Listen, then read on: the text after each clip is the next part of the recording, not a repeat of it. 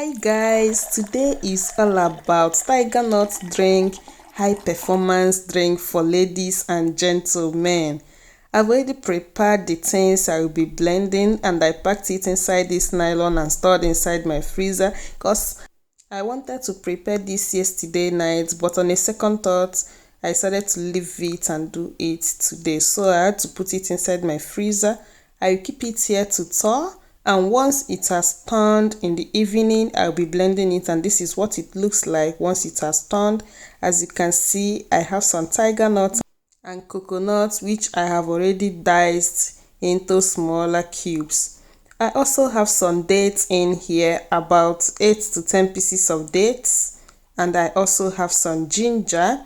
I'm making use of warm water, and I just get to put everything inside my blender. I will cut the ginger into smaller shapes, then I throw it. I have to divide it into two not to spoil my blender. Add a little bit of warm water and blend to paste, but remember to blend and stop so as not to spoil your blender. So after blending everything well, I will just strain it. First of all, I'll be using this my sieve to strain out the water. Then I'll be using spoon or spatula to push it down to bring out all the water from it.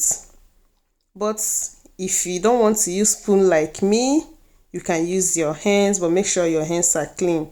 If you are doing it for a commercial use something else. Use your spoon, or better wear a gloves. But for me, I'm making it for my family and myself, so I just wash my hands, use my knuckles just to push it down and press out the water from it,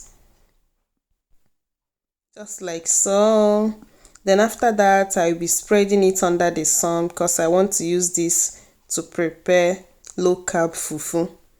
So once I'm done pressing out the water, I will be receiving it with a chiffon cloth or a scarf, just like so.